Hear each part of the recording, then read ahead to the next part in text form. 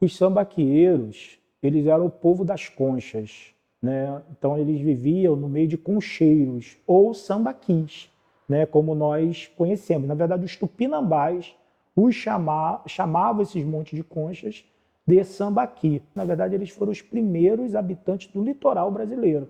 Aqui no território do Duque de Caxias, aqui no segundo distrito, nós temos a presença de sambaqueiros de até 7, 8 mil anos antes do presente. Sabe o que significa isso? As pirâmides do Egito foram construídas há 3.600 anos, mais ou menos, antes de Cristo.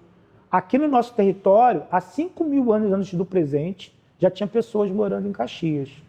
Isso significa que, muito antes, né, das pirâmides do Egito serem construídas, já tinha pessoas morando aqui no território de Duque de Caxias. Esses moradores foram os nossos primeiros ancestrais, eram os sambaqueiros. E eles viviam nas proximidades da Baía da Guanabara, nas proximidades do Rio Iguaçu, do Rio Sarapuí, do Rio Meriti, do Rio Saracuruna, porque eles eram exímios pescadores.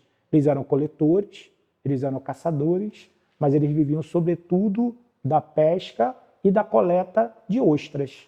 Então eles comiam a ostra, né, e iam pegando a concha, e a concha eles iam fazendo esses montes de conchas. Usavam essas montes de concha para demarcar o território, e depois eles começaram também a usar esse monte de concha para morar nas proximidades dessas conchas. Por último, eles começaram também a enterrar seus mortos nessas conchas. Um enterramento ou um sepultamento num sambaqui ou num concheiro significa uma coisa muito importante, que esses sambaqueiros eles não estavam de passagem. Eles tinham uma experiência vivida nesse território de forma mais permanente. No Sambaqui do São Bento, assim como em vários outros sambaquis pelo Brasil afora, nós temos o aterramento de dois corpos, um menino e um homem adulto. No início, quando foram achadas as duas pessoas ali, eu ficava imaginando que era um homem e uma mulher. E eu ficava pensando na minha cabeça que ia ter uma história de um amor romântico, que eles foram enterrados de mão dadas. Não é nada disso. É um homem, um adulto e um menino. O menino ele está enterrado com seu corpo esticado, com a cabeça voltada para o Oriente. E o homem adulto está enterrado na posição fetal, mas com a cabeça já voltada para o Ocidente.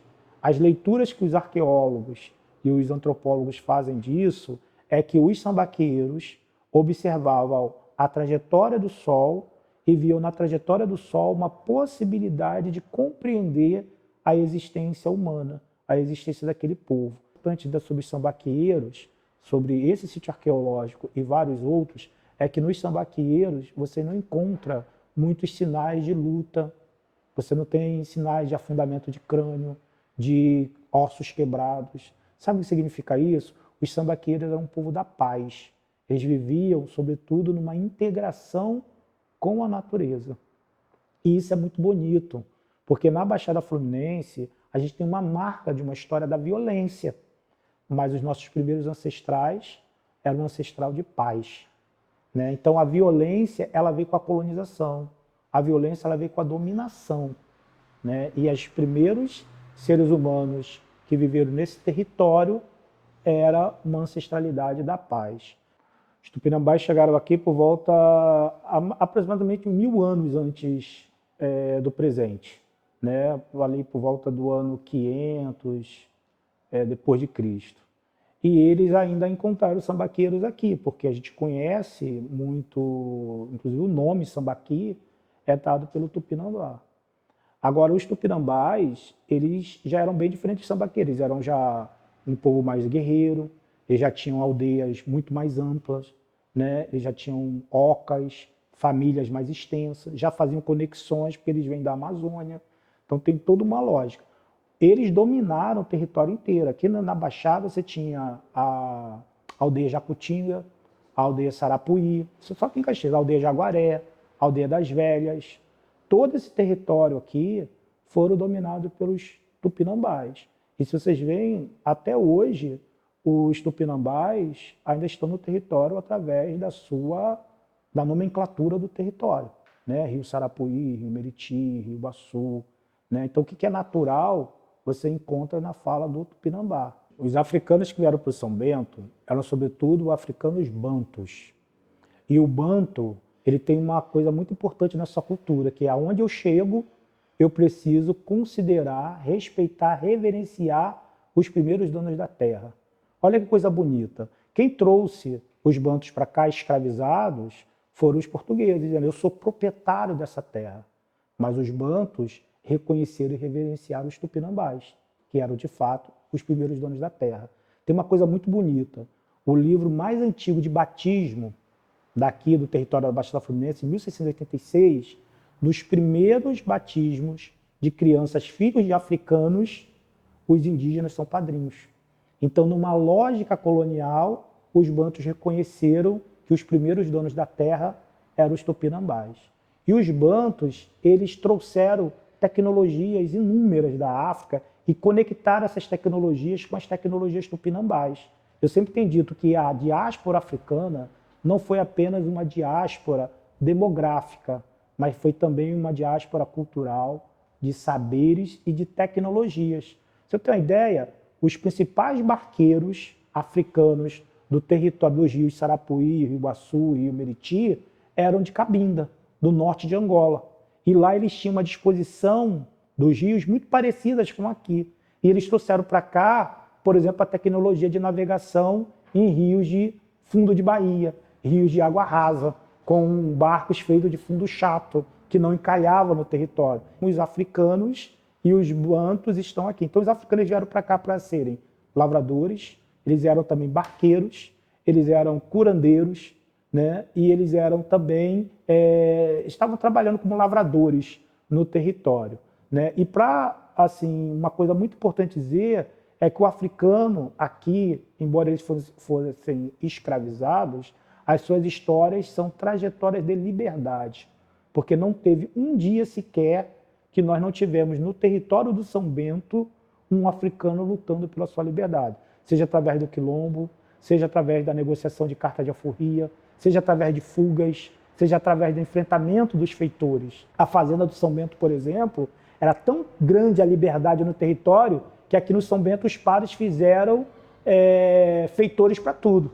Tinha feitor, né, dos lavradores, feitores das rodas de cerâmica, feitores, tinha feitor até para as crianças. Havia uma necessidade grande de controlar os africanos. Por quê? Porque eles tinham, né, cotidianamente um processo de liberdade, de luta por essa liberdade, seja através de quilombos, seja através de outras formas cotidianas por essa luta. Aqui do nosso território, nós tivemos um quilombo, que a gente tem notícia dele desde 1808, aproximadamente, até 1883, o Quilombo do Bomba. O Quilombo do Bomba foi uma espécie de Palmares na Baixada Fluminense, nas margens da ilha da Baía da Guanabara. O Quilombo do Bomba, ele tinha um rei chamado Rei Gabriel, e a polícia, o exército, os capitães do mato tentaram pegar ele ao longo de uma vida inteira. E não conseguiram. Só quando ele já estava bem envelhecido que conseguiram pegar ele. E o quilombo ainda continua existindo, né? Só que agora sucedido por uma mulher. É uma das poucas histórias de quilombos no território brasileiro que foi liderado por uma mulher, uma rainha. Então você tinha um rei do quilombo, que era o Gabriel, que foi sucedido por uma rainha do quilombo, que era a Marta. Agora, o mais bonito de tudo é que o vocábulo bomba nas línguas africanas, quer dizer, aquele que vigia, aquele que toma conta do inimigo. Ou bomba também podia ser o tambor que convoca para a luta, que convoca para a guerra. Os rios da Baixada Fluminense, eles sempre pulsaram vida, né? Os sambaqueiros viviam às margens dos rios. Os tupinambás viveram às margens dos rios. E os africanos vieram para cá vivendo às margens dos rios também. E esse rio ele era muito importante, porque o indígena, né, o africano, tratava esse rio como um Deus, como uma deferência. E esse rio devolvia para ele vida, né? Devolvia peixe, comida, água para beber. Você vê, hoje, com toda a tecnologia, com toda a modernidade, nós damos esgoto para o rio. E o rio devolve para a gente o quê? Doença, mau cheiro, mosquito. Então, me parece que a gente precisa repensar essa forma de viver no território.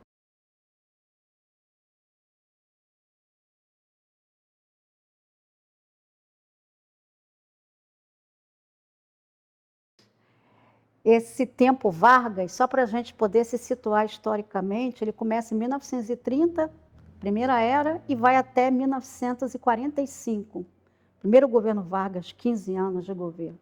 Depois ele é deposto e volta eleito pelos braços do povo em 1950. Fica aqui até 1954. Então, esse curto espaço de 4 anos é conhecido como Segunda Era Vargas. Então, na Primeira Era Vargas, um dos grandes dilemas do governo federal era lidar com o abastecimento urbano da capital federal. O Rio de Janeiro crescia velozmente, mas não produzia alimentos para o abastecimento interno. Então, isso obrigava o governo a importar alimentos de outros estados ou até de fora do Brasil para assegurar o abastecimento. Isso implicava também nos valores do salário mínimo, que eram calculados no tocante à questão da moradia, transporte e alimentação. Então, o governo federal optou por uma saída estratégica de pensar as áreas que são da União, terras da União, transformá-la em cinturão verde para o abastecimento urbano da capital federal. E assim instituiu, na Baixada Fluminense, 4 núcleos coloniais. Desses 4 núcleos coloniais, 3 abarcam o município de Duque de Caxias. E entre eles, o mais importante, e foi o primeiro, foi o Núcleo Colonial São Bento. Então, o Núcleo Colonial São Bento, ele vai abranger um território gigantesco da antiga Fazenda do Iguaçu, que pertencia aos monges beneditinos. E quando os monges perderam essa propriedade, por conta de endividamento público, essas terras se tornaram terras devolutas da União. O governo federal, então, pegou o território dessa fazenda e dividiu em 7 glebas. Uma delas é a sede gleba administrativa, onde ficava a equipe do funcionário do Ministério da Agricultura, alguns equipamentos urbanos de assistência à saúde e também de armazenamento da produção. As outras glebas foram divididas em núcleos, em lotes rurais, e esses lotes foram assentados colonos. Esses colonos, a maioria deles eram nacionais, portanto, brasileiros, que vinham do Rio de Janeiro, da capital federal, mas também de outros territórios. E uma parte também formada por imigrantes europeus, alemães, portugueses. Em 1938, eles instalaram aqui a primeira colônia japonesa do estado do Rio de Janeiro, aqui e depois também no núcleo colonial de Santa Cruz. É até interessante que nós vamos ter mais de 80 famílias instaladas aqui, né? E aqui que começa, por exemplo, a história do judô, né? Interessante. Mas essas famílias assentadas, elas estão produzindo alimentos diversificados para o abastecimento da capital federal, sob a orientação dos engenheiros agrônomos do Ministério da Agricultura. Cidade dos Meninos, Pilar, Vona, Belfor Roxo, que aqui em Belfor Roxo também, lote 15, por exemplo, Babi, Vale do Ipê, bairro do Amapá, Piranema, que pega lá nas nascentes do Rio Iguaçu, Parque Fluminense. Então, você imagina que vários bairros de Caxias, Belfor Roxo e até de Nova Iguaçu, né, abrangiam esse território desse núcleo colonial.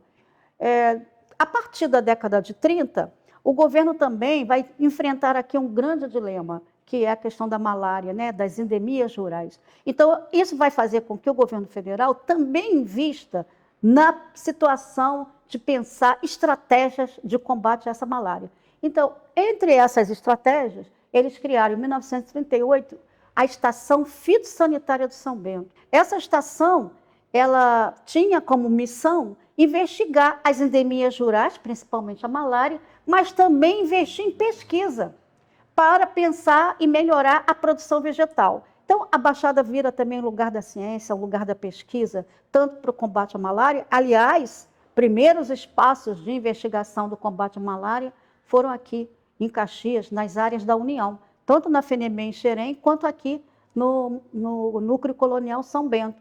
Em 1942, veio um outro projeto governamental getulista, que foi da Cidade dos Meninos. Eles pegaram uma das glebas do núcleo colonial e fizeram uma cessão dessas terras para a fundação da Ci Vargas, esposa do presidente da República na época. Eles receberam financiamento do Walt Disney e da Fundação Rockefeller e construíram a Cidade dos Meninos. Inicialmente era para receber só meninos, mas no final acabaram recebendo meninos e meninas, virou Cidade dos Meninos. Em 1946, o governo federal construiu mais uma política, que foi o Instituto de Malariologia. Em 1949, eles instalam esse instituto na Cidade dos Meninos, em prédios que não estavam ainda sendo ocupados. Ora, a Cidade dos Meninos, então, passa a ser também mais um espaço de pesquisa sobre a malária, com pesquisadores, com campos de observação, hospital, Vila da Malária, casas para funcionários e para pesquisadores. E, posteriormente, eles instalam ali uma fábrica de profilaxia. Essa fábrica produzia medicamentos de combate a verme, para os olhos, para doenças das endemias rurais, mas depois começa a produzir pesticida para combater a malária. De fato, esse pesticida, chamado de BHC, popularmente conhecido como pó de broca, acabou com a malária aqui nesse território. Mas, em compensação, ele contaminou o território. Foi proibido pela Organização Mundial da Saúde, e aí o pesticida parou de ser produzido, a fábrica foi fechada, o Instituto de Malariologia foi embora. Os pesquisadores e as pesquisas também. Mas ficaram os residuais desse pesticida. Contaminou a cidade, o solo, a água e o ar. Logo, na década de 90, as crianças foram retiradas de lá porque estavam também contaminadas. Hoje é um caso crônico de contaminação. A década de 1960 ficou conhecida e marcada por muitas transformações no Brasil e no nosso território. Poderíamos pensar, por exemplo, que em 1961 a Reduc começou a funcionar. As suas obras começaram em 1957 e 1961, em janeiro, curada. Nesse mesmo ano, o núcleo colonial São Bento e os outros núcleos coloniais foram extintos. Os núcleos coloniais e a Baixada deixou de produzir para o abastecimento urbano do Rio de Janeiro e o agronegócio assumiu esse abastecimento brasileiro. Isso significou que os colonos, com seus sítios, foram perdendo todo aquele apoio que possuíam nas suas atividades agrícolas e começam a vender esses lotes. Ao mesmo tempo, a cidade do Duque de Caxias está sofrendo profundas transformações. Quando a Reduc for instalada, ela vai ser instalada numa área de manguezal. Eu quero chamar a atenção que você tem uma área de pesca, de pescadores, que vai ser duplamente aqui impactado com isso. Então, quando vem a Reduc, em 60, logo depois vem a Fabor, primeira petroquisa brasileira, do lado da Reduc, e logo a seguir um polo petroquímico. Multinacionais chegando para receber esse material refinado, armazenar, distribuir, as chamadas distribuidoras. Final de 40 para a década de 50 e 60, nós vamos ver a cidade triplicando de população. Imagina que a cidade cresce, cresce, cresce, mas de outro lado não tem investimento em infraestrutura. População chegando de tudo quanto é lugar, do Nordeste, Minas, do Espírito Santo. E vai ter que enfrentar também seus dilemas. Não tem água para todo mundo, não tem luz, não tem esgoto, não tem escola, não tem saúde.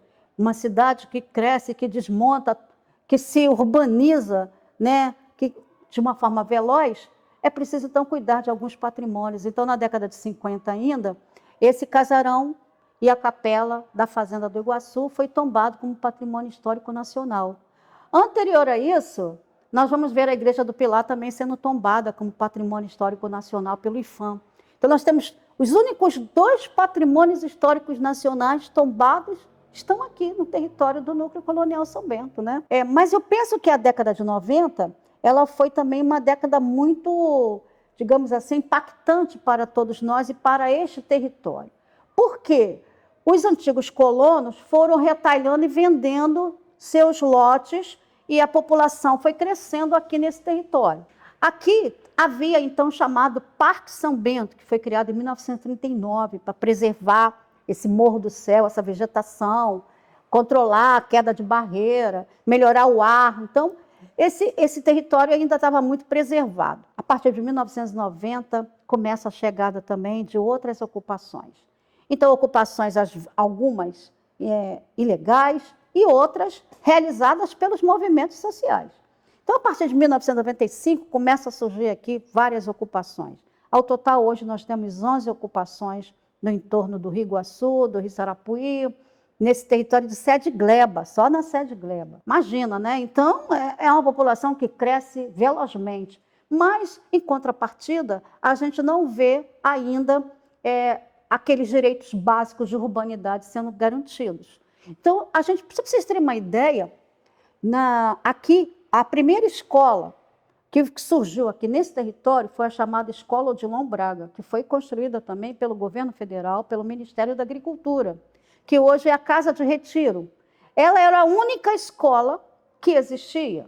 Posteriormente, a Igreja de Petrópolis, a Diocese de Petrópolis, construiu aqui o Patronato São Bento, passando a receber crianças desvalidas, que ficavam de formato internato. E os outros vinham só para estudar. Então, 2 escolas públicas passaram a funcionar nesse espaço do Odilon Braga. Uma escola estadual e uma escola municipal. Posteriormente, quando o núcleo estava em vista de ser finalizado, instituído, desinstituído, o que fez o governo federal? Cedeu o armazém, que era esse espaço aqui, que é a sede do Museu Vivo do São Bento, para a escola municipal, que virou Escola Municipal Nízia Vilela. E o governo do estado construiu um novo prédio, ali no Gramacho, para abrigar a antiga Escola Estadual Patronato São Bento, que passou a receber o nome de Escola Estadual São Bento. Então, 2 novas escolas foram construídas, mas ainda eram poucas. Então, nós só vamos ver na década de 60 o surgimento de novas escolas. Tanto no Parque Fluminense, como na Cidade dos Meninos, como no Pilar, essas escolas só surgem na década de 60, chamadas escolas estaduais ou grupos escolares. Na década de 80, começam as lutas para ampliação de vagas, porque essas escolas ainda eram poucas, não eram suficientes para o número de crianças que precisavam de vaga. Então, começa a luta, junto com o governo Leonel Brizola, aí pela construção dos CIEPs. Aí surgem os CIEPs aqui, CIEP Cora-Coralina, o CIEP aqui que está aqui do 218, esses CIEPs que estão aqui no nosso entorno. Vocês vão ver no 2º distrito vários CIEPs sendo construídos a partir da luta de quem? Das associações de moradores. A vida humana é o maior patrimônio de uma sociedade. Quando nós não nos importamos com a vida humana, eu acho que perdemos a nossa civilidade. Eu penso que a luta do museu é uma luta pela preservação desses patrimônios. Não podemos viver sem memória, sem história, sem patrimônio, sem moradia decente, sem direitos básicos, mas também sem valorização da vida. A vida precisa e deve ser protegida. E então o museu ele tem esse papel, né, de fazer um trabalho de educação para o patrimônio. Estes painéis são alguns dos caminhos construídos por professores, artistas da cidade, que pensam no papel importante da educação para o patrimônio, de chamar a atenção para a historicidade desse território, da ação dos homens aqui, no passado e no presente. Então, é um esforço de valorização também do território, de potência, né? Mas potência que revele para os homens de hoje que eles também fazem história, que eles também são senhores do seu tempo e desse lugar. E que, por isso, precisam pensar sobre ele e lutar para que ele seja melhor para as próximas gerações.